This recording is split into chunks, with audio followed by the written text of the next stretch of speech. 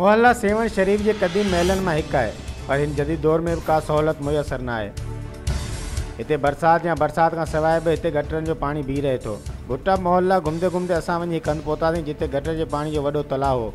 उते काफ़ी घरन में गटर जो पानी बीठो। उते उन्हनि घरन में एक घर अकबर सैड़ी जो हो, जेको बुबक जो तपेदार है, जेको हालिया बोर्ड दौरान ड्यूटी कंदे दिल की तकलीफ़ सबब ज़रिए इलाज है।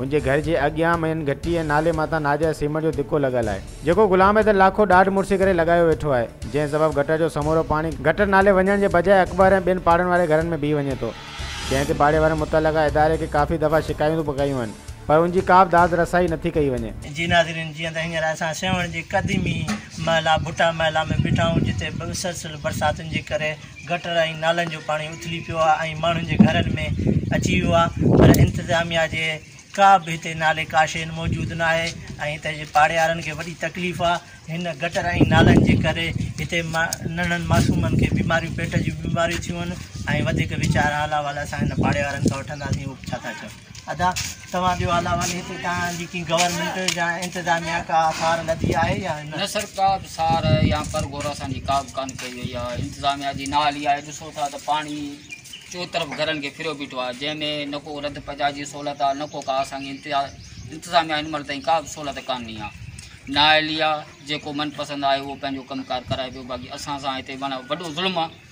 घर ॾिसो मुख़्तलिफ़ ज़ातियूं वेठियूं आहिनि, जानमुंद भट्टी महला ॿ हमचोरस माना तक़रीबन ॿिया ॿिया बि घर आहिनि, हिननि में ॿ वीचारा क़दीमी आहिनि, उन्हनि खां जानमुंद भट्टी महला आहे। उहे जेके माण्हू आहिनि सभु परेशान, खाधे खुराक जे लाइ हीअ घर तव्हांखे पंहिंजे कवरेज जे हिसाब सां ॾिसो, साईं वारा बीठा आहिनि, हिननि जा घर आहिनि, माना असांखे का बि रेस्पेक्ट कान्हे का हुकूमत जे तरफ़ां। सफ़ाईअ लाइ को माण्हू आयो आहे हिते या अञा ताईं तव्हांजी कंहिं सार न लधी आहे? साईं एसी ताईं को बि माण्हू कोन आयो आहे असां वटि। ये गटर उथली आया आहिनि, कोरट जो पाणी जेको हथ सां उन्हनि कढी हेॾे उमाणियो आहे असांजे पास में, ऐं हीउ पाणी असांजे बिल्कुलु अंदरि घरनि ताईं अची वियो में, जेको अञा ॾिसो पिया त गोॾे जहिड़ो पाणी बीठल आहे, अञा सुकण जी का ॻाल्हि कान्हे का, ऐं को बि माण्हू हिते ॿुधण वारो न आहे।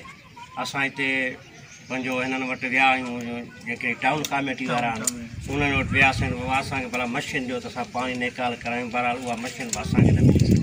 जी नाज़रीन, जीअं तव्हां पाड़े वारनि जा वीचार ॿुधा त हिन महिल ताईं टाउन वारनि ऐं नई ॿी का इंतिज़ामिया हिन जी का सार लधी आहे। हिननि जी अपील आहे त बराए महिरबानी करे एसी साहब ऐं टाउन कमेटीअ वारा त महिरबानी करे हे गटर जो पाणी साफ़ कयो वञे ऐं हिन नालियुनि खे ठीकु तरीक़े सां ठाहे त जंहिंमें हे गंदो पाणी कंहिं गटर में वञी किरे, बजाए कि हिननि ग़रीबनि जे घरनि में। गटर के पानी जे बीहण जे करे पाड़े जा मासूम ॿार पेट जे मुख़्तलिफ़ बीमारियुनि में मुब्तला थी विया आहिनि। गंदे पानी बीहण जे करे ग़रीब पाड़े वारनि जी जायुनि किरण जो भी काफ़ी अंदेशो आहे। पाड़े वारनि जी वस वारनि खां अपील आहे त महिरबानी करे ही नाजाइज़ धिका ढाहे गटर जो पानी निकाल करायो वञे त जीअं असांजो जानी माली नुक़सान न थी सघे। HRJD न्यूज़ में फ़िलहाल एतिरो ई। वधीक ख़बरुनि अपडेट जे लाइ ॾिसंदा रहो HRJD न्यूज़।